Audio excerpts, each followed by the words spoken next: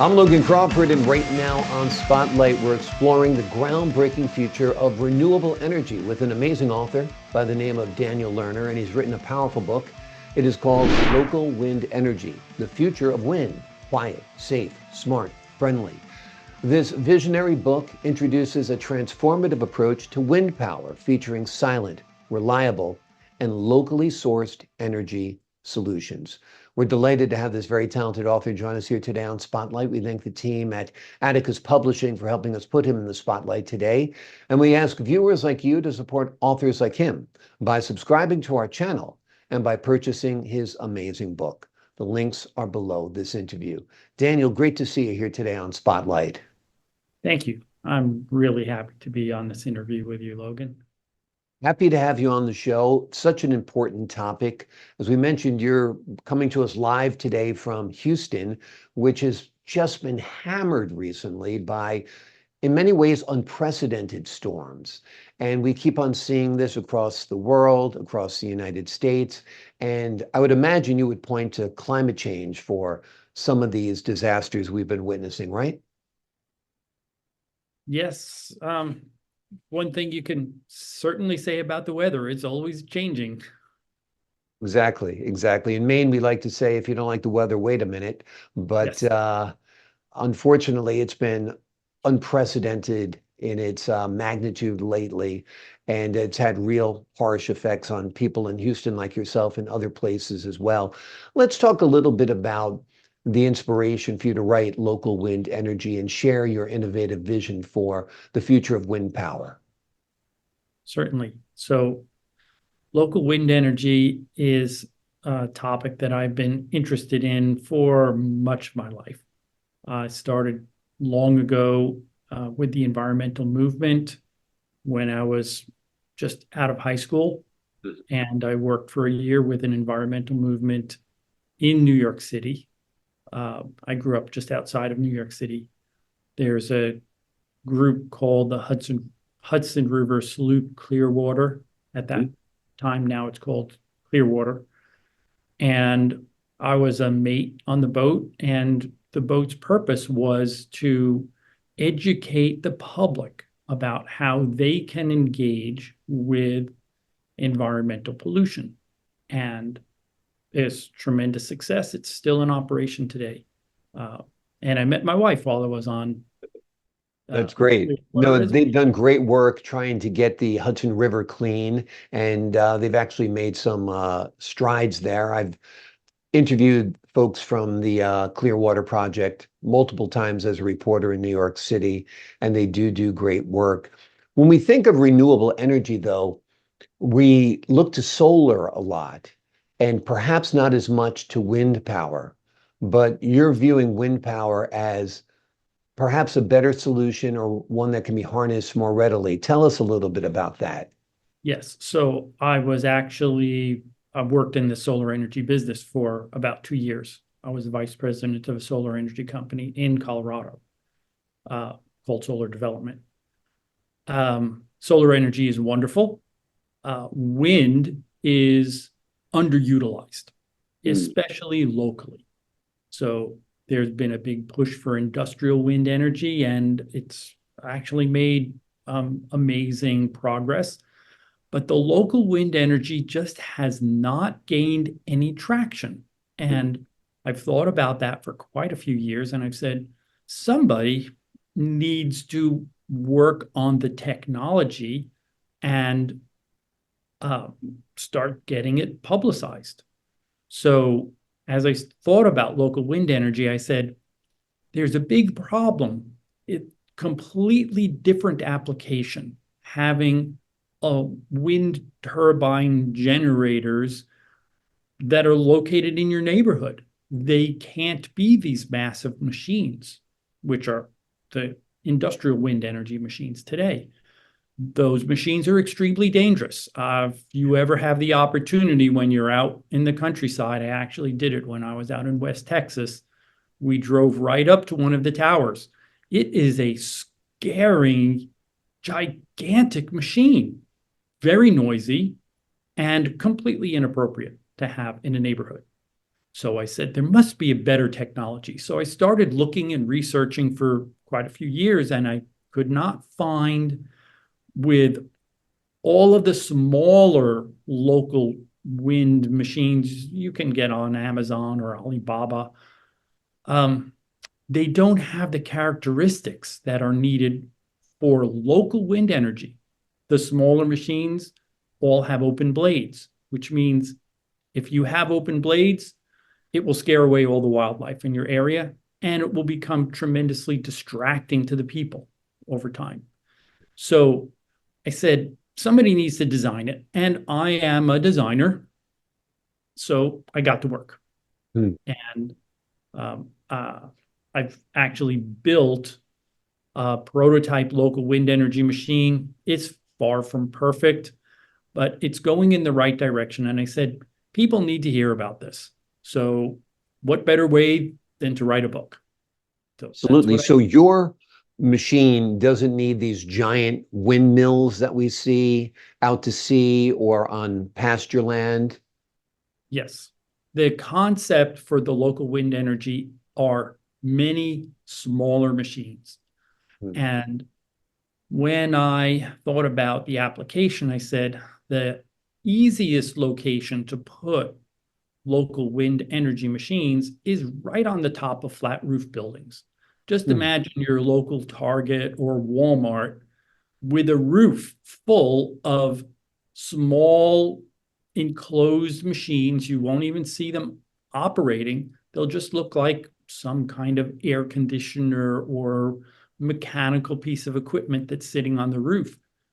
Imagine how many billions of square feet of free roof area there are to put small machines. And all of these industrial buildings have a reasonable mechanical strength.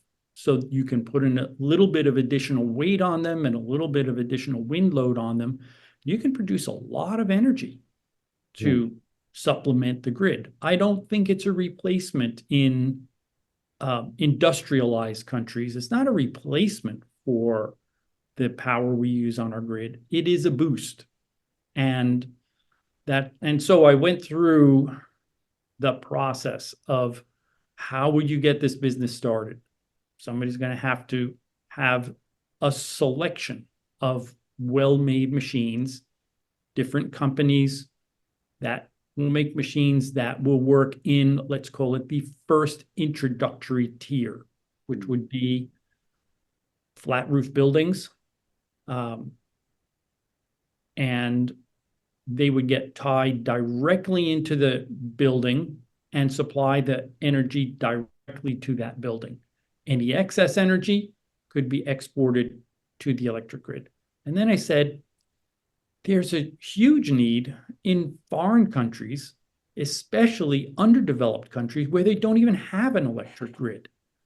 So there must be ways to develop equipment that is appropriate for use, for instance, in Africa, in the interior of Australia, many places where there's just no electric grid. Okay. And I said, what if I could start getting a group together, a nonprofit, an NGO, that would bring in the talents of university students and put that together with people who live rurally so that machines could be designed that would use local materials and a smaller amount of technology to get them some power. If they had enough power for some light bulbs and to charge their cell phones, would make a world of difference, and to run a well pump, a freshwater pump. And actually, there's a wonderful book called The Boy Who Harnessed the Wind. You can find it in your local library. A wonderful story about a man in Africa who made a wind turbine, and it changed the whole village that he lived in. Okay. And the struggles that he went through, not really having the education, but he thought through it and he eventually built it. He said, can't we help people like that? People who have a motivation and a drive to kind of get them kick-started, get them going so that they have more opportunity for their village and for their education, for their commerce. So that's another part of the area for local wind energy. I had the opportunity, still have the opportunity to work with Duke University. A colleague of mine, Dr. Groon, actually has a class that does life cycle analysis. That's called LCA, life cycle analysis. It's an up and coming technology, it's computer technology analysis of when you make a product, how does that product impact the environment? Does it impact it in a good way or a bad way? Does it actually have an economic profitability? So this life cycle analysis, I've had now 2 classes of students do life cycle analysis on the concept of having local wind energy machines, and it's very positive. The amazing thing in working with the students, many of them are foreign students, and some of their first questions are, how can I get plans for a local wind energy machine? I would like to actually build one for my village that I came from. Okay. Right. So there's a real demand. There just isn't a synergy that's really happening. So I'm adding to that synergy. There are local wind energy groups that are small, but they're industrious people. And I'm also in the process of connecting what I can add to what these groups are already doing. There is such a need, as you point out, for our environment, for individuals' lives, people who are not serviced by a grid, for example. What do you think the holdup is? What is the delay? Why hasn't solar energy progressed more than it has? I would love to put decent solar panels on my house, but I don't feel we're there yet where I'd make the investment. I would love to buy an electric car, but I easily drive 500 miles on road trips and I can't stop and recharge. Right. When does it become practical to have these devices that'll save our economy, will save our planet, and are so desirable that I want it? That this is what I want. I want a wind turbine for my house. I want a solar panel for my house. I want an electric car. A lot of the equipment's just not ready. Yeah. Electric cars, a great movie that people should probably all watch, Who Killed the Electric Car. I don't know if you know that particular movie. Who Killed the Electric Car is about General Motors bringing an electric car. They designed and built them actually 25 years ago. Amazing. And it was a great little car. People loved it. The problem for General Motors was the car was so successful and required no maintenance that they decided not to produce it because they felt it was going to harm their profitability. So there is a certain portion of effort in a market-driven economy which is strictly focused on profitability. And it does not reward the ecological aspects of technologies or products. And I'm an environmentalist at heart, so I could, spend the rest of the interview just talking about that. But Right. I'll stay focused on the wind and power industry because Absolutely. I'm very connected with that. So Let me ask you about wind power. Sun certainly isn't constant. It's here and there. Is wind constant enough to fuel or supplement a grid in the way you envision it? Wind is also intermittent. So all of these, I would say the two best known green technologies, being solar and wind, are completely intermittent technologies. They have times when they work and times when they don't. So I really think that those technologies will always just be considered supplemental. There are some amazing technologies, which again, we're just beginning to really get using in it anyway, which is geothermal. And I would like to get actually more involved with the geothermal movement and write a book about geothermal as well. So geothermal is on all the time because That's the heat within our planet? it's from the heat that's inside the planet. And Yeah. that heat's not going away in our lifetimes for Or if sure. it does, it would be the end of our lifetimes, I'd Yes, imagine. it Yeah. would not be good. Yeah. So there is really a big problem with the intermittent technologies. Either they just have to be considered a supplement, or they, if you would try and use those as the only power source, you need to have an equal, maybe more expensive investment into power storage. So there are places where intermittent power is perfectly good. And in fact, there are over 100,000 operating water pumped wind turbines just in the United States. It was very, very popular technology in the 1900s. And in those applications, the storage is a pool of water. All right. So connecting up to the grid, I think will honestly, I'm just being very honest about it. For industrial nations, it's always only going to be supplemental. We'll have to have geothermal power, we'll have to have nuclear power to become pollution free. What's interesting is, and I grew up in the same era, more or less, that you did, and I'm a child of the environment and the peace movement and all of that. But I grew up fearful of nuclear power, that Yes. it was actually the most dirty source of energy because of its potential for, catastrophic consequences.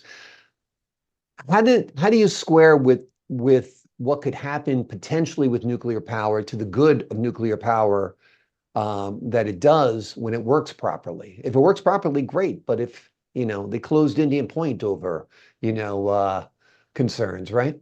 Yes. So the first generation, let's consider the nuclear power that we have today. These are really first generation atomic energy generators. The system, I've done a bunch of research about this as well. Not ready to write a book about it yet. There's other more skilled people who are in the midst of that industry. So the decision was made to utilize nuclear energy on a domestic basis by the Department of Defense. It is not necessarily an economic choice. The actual nuclear reactors that we have in operation today are very, very inefficient. They happen to be very, very good at making plutonium, which is used for nuclear weapons. Okay. So we grew up in the same era, and that era was really the Cold War, and there was tremendous fear for decades about nuclear weapons and what would happen if an external threat, usually it was looked at as being the Soviet Union, if they had just like a whole bunch of nuclear weapons and we had none, there'd be a lot of trouble, right? So we used to have air raid drills. I don't know if you remember those in elementary Get school. under your desk. Oh yeah, we had we had air raid drills like every few weeks. So that first generation of nuclear power plants just aren't very good. Right. Okay? We have now second generation plants. They actually had one in the Tennessee Valley Authority, which is a thorium reactor. It does not use uranium as its fuel. It uses thorium, which is a very, very low grade nuclear fuel. And that technology has been designed, developed, and was operating in the TVA, Tennessee Valley Authority, for, I think, 3 decades. And they made a decision quite a long time ago to not use the thorium because it's not a good producer of plutonium. So it's a military issue in that particular case. Now, thorium reactors actually are wonderful machines. If you go and do the research on it, you'll find that the thorium reactors completely burn the fuel out until it's non-radioactive. So they don't really have a big radioactive waste stream. And mining the thorium is all over the place. Thorium is in clay and rocks, every place. It's around us. It's a low grade nuclear fuel. Yeah. There are solutions out there to have really clean nuclear energy. We just have to make that our priority. Right. And there's another similar technology, which are now called microreactors. General Electric and about a half a dozen other companies have made small nuclear reactors, much improved technology on how they operate. What we do have to remember about nuclear is it is a dangerous technology, but you know what? I would not like living next to a chemical refinery either. A hydrocarbon refinery.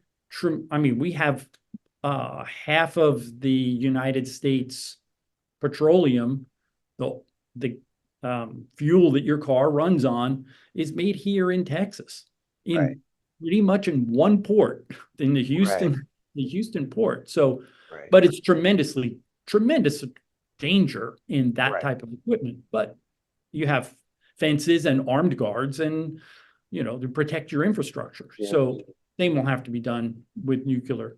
In the long run, though, there's one thing you can say about energy. We'll never have enough energy. We'll always want more energy if we can get it at a reasonable price.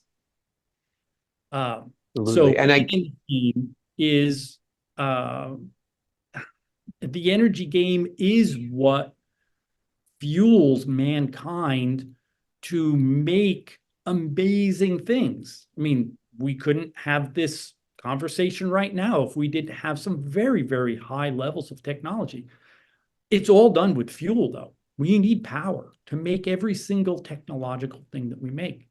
So my goal with the local wind energy was to try and get a launch pad, try and get some knowledge base started and help that effort. And in the long run, I'm interested in writing a number of different books and doing some public speaking to get the ideas about energy and technology publicized and really get people thinking about the trade-offs that we take in using energy and what is it doing for our environment? What is it doing in our lives? Is it sustainable? Can we live with it? Okay, can we live with the burden of what we are doing to our planet? Now, I actually think that the biggest threats that we have are really around pollution first. We have to get our pollution of our oceans under control. Okay? Agreed. It's a huge area. Yeah. But the pollution, part of that can be reduced by having cleaner energy. So energy is a really good place to start. Absolutely, absolutely. It's surprising that it's not talked about more by politicians, presidential candidates. Instead, they only go towards the red meat issues. But you know what?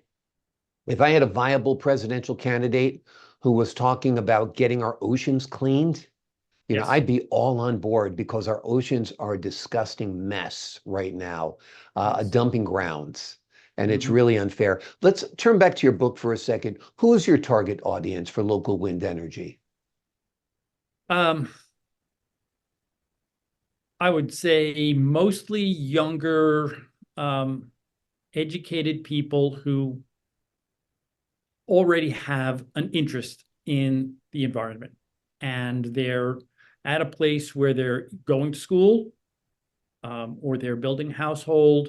They're trying to figure out what they're going to do as they they grow up in their lives, to give them a sensitivity toward a new technology that they could incorporate into their own lives, or potentially they could start a company that's going to make local wind energy equipment.